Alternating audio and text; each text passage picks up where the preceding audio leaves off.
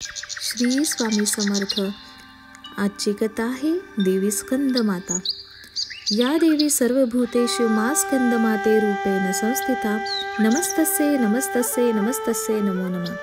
भक्तांनो, ही कथा तुमच्यापर्यंत पोहोचली आहे, म्हणजेच तुमच्या जीवनातील कष्ट संपणार आहेत। ज्याला संतती नाही त्याला संतती सुख प्राप्त होणार आहे, आणि ज्याला संतती आहे ती चांगल्या मार्गावरती राहून आयुष्याचे कल्याण करून घेणार आहे।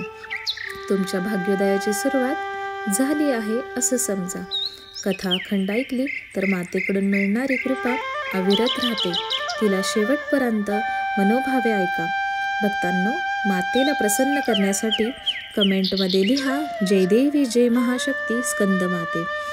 भक्तांनो, आज मी कथा सांगणार आहे ती फक्त एक जुनी पुराण कथा नाही, तर ती आहे अशी गाथा जी आयुष्य बदलवणारी आहे।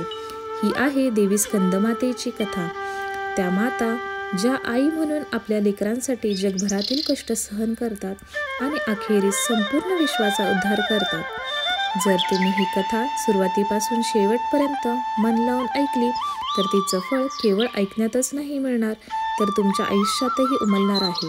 या कथेच्या शेवटी तुम्हाला जाणवेल की तुमच्या मनातली भीती नष्ट झाली आहे, मनाला शांती मिळाली आहे आणि धैर्य वाढले आहे, आणि श्रद्धेची गोडी आत्म्यापर्यंत पोहोचली आहे।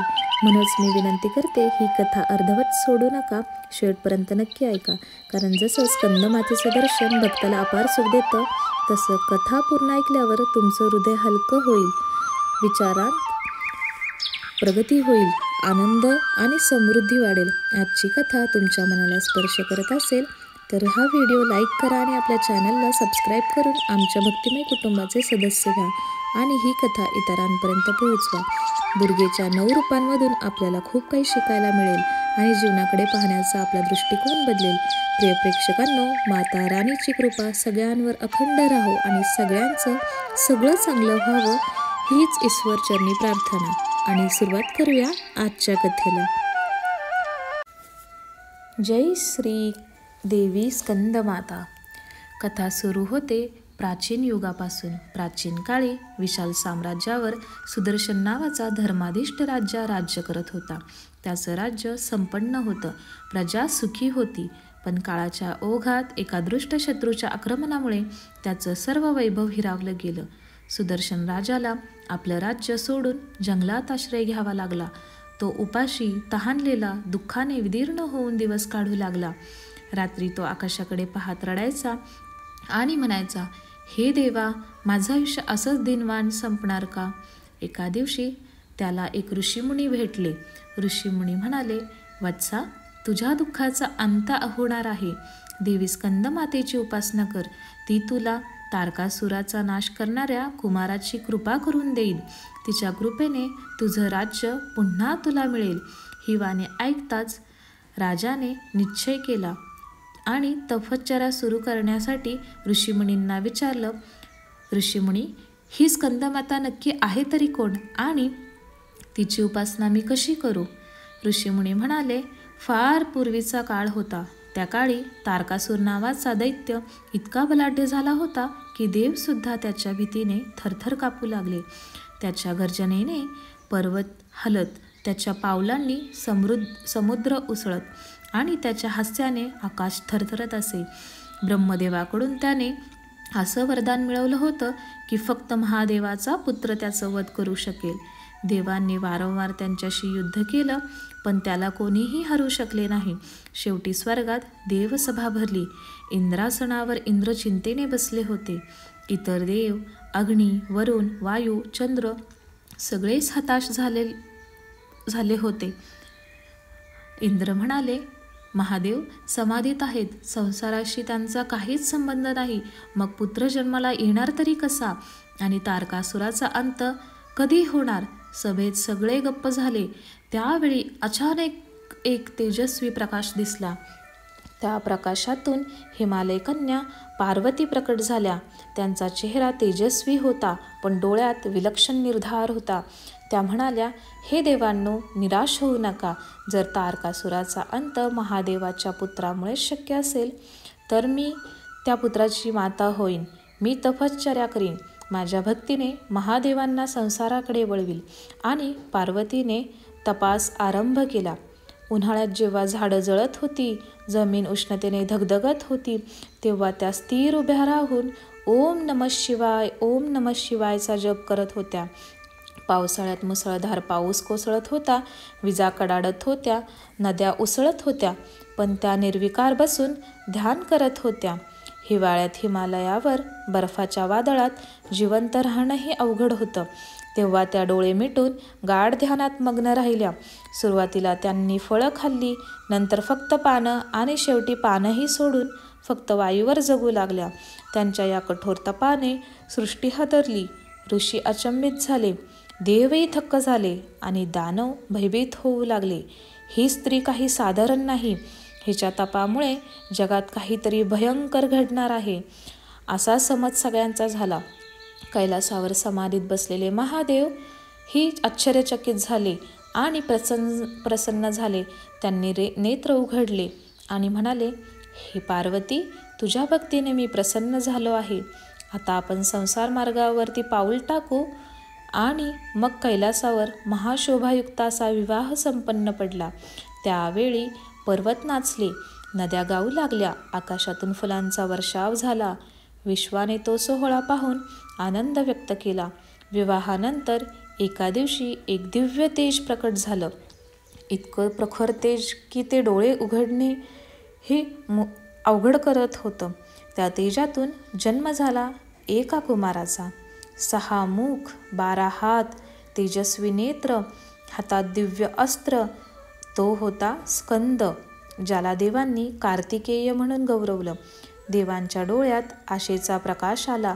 त्याने उद्गार काढले, हा आहे आपला सेनापती, हा आहे तारकासुराचा संहार करता.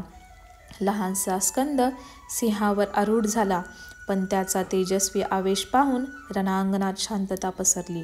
तारकासूर आपल्या प्रचंड सेनेने सज्ज झाला होता. त्याचे नगारे गडगडत होते, पर्वत हादरत होते.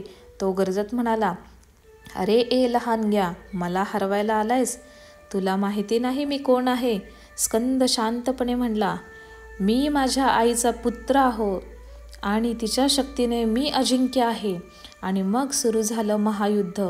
आकाशात विजा चमकल्या, ढोल नगारे वाजू लागले, तलवारींची किणकिण ऐकू आली. स्कंदाचे बाण वज्रासारखे पडले आणि दानवांचे डोळे विस्फारले. तारकासुराने तलवार उगारली, आकाशभर अग्नी पसरला, पण स्कंदाचा बाण त्याच्या कवचाला भेदून गेला. तारकासूर डगमगला, तरी पुन्हा प्रहार सुरू केला. स्कंद निर्धारपणे पुढे गेला आणि गरजला, हे युद्ध आज संपणार आहे. आणि मग त्याने प्रचंड अस्त्र सोडलं. त्या अस्त्राच्या तेजाने तारकासूर भस्मसात झाला.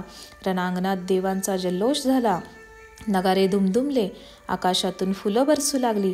देवांनी पार्वतीसमोर मस्तक ठेवून म्हटलं, माते, आज तुमच्यामुळे आणि तुमच्या पुत्रामुळे आम्ही तारकासुराच्या भयातून मुक्त झालो. आजपासून तुम्ही स्कंदमाता म्हणून पूजल्या जाल. त्या दिवसापासून नवरात्रीच्या 5व्या दिवशी हिरवा रंग धारण करून स्कंदमातेची पूजा केली जाते. आणि ही कथा ऐकून सुदर्शन राजाच्या डोळ्यात पाणी आले आणि त्याचा आत्मविश्वास एवढा वाढला आणि त्याने लगेच तपश्चर्या करायला सुरुवात केली. त्याने प्राणपणाने देवीची उपासना सुरू केली. एके दिवशी जंगलात तेजस्वी प्रकाश पसरला. देवी स्कंदमाता त्याच्या समोर प्रकट झाल्या. त्या म्हणाल्या, वत्सा, मी तुझ्या उपासनेने प्रसन्न झाले आहे. चिंता करू नकोस, माझा पुत्र स्कंद तुझं रक्षण करील. दुसऱ्या दिवशी शत्रू सेनासहित हल्ला केला, पण रणांगणात अचानक तेजस्वी कुमार स्कंद प्रकट झाला. त्याच्या एका गर्जनेने शत्रू पळून गेले. सुदर्शनला पुन्हा त्याचं राज्य मिळालं. प्रजा सुखसमृद्ध झाली. म्हणूनच भक्तांनो, स्कंदमाता फक्त मातृत्वाचं मृत स्वरूप नाही, तर शौर्याची अधिष्ठात्री आहे, भक्तीची पोषक आणि मोक्षाची दात्री आहे. तिच्या कृपेने देव वाचले, राक्षसांचा नाश झाला आणि राजाला पुन्हा त्याचं राज्य मिळून गेलं. तिच्या पूजेतून भक्तांना अपत्य सुख, समृद्धी आणि शौर्य मिळतं आणि अखेरीस मोक्षप्राप्तीही होते. भारतामध्ये उत्तर प्रदेशमध्ये जैतपुरा इथे स्कंदमातेचं मंदिर आहे. या मंदिरात दुर्गा मातेच्या या 5व्या स्वरूपाचं पूजा केली जाते. वरच्या 2 हातांमध्ये कमळपुष्प, 3ऱ्या हातांमध्ये पुत्रस्कंद आणि 4था हात भक्तांना आशीर्वाद देताना आहे. मूर्ती आणि देवी पद्यासन करून बसलेले दिसतात आणि इथे प्रत्येक माणसाची इच्छा पूर्ण होते असं मानलं जातं. तर भक्तांनो, ही अशी स्कंदमातेची कृपा आपल्या सगळ्यांवर शेवटपर्यंत राहो आणि सगळ्यांचं सगळं छान व्हावं एवढीच ईश्वरचरणी प्रार्थना. कथा आवडली असल्यास नक्कीच लाईक, शेअर आणि सबस्क्राईब करा आणि कमेंट सेक्शनमध्ये जय दुर्गा माता, जय स्कंदमाता लिहायला अजिबात विसरू नका. तुमचे अनुभव शेअर करण्यासाठी कमेंट करा.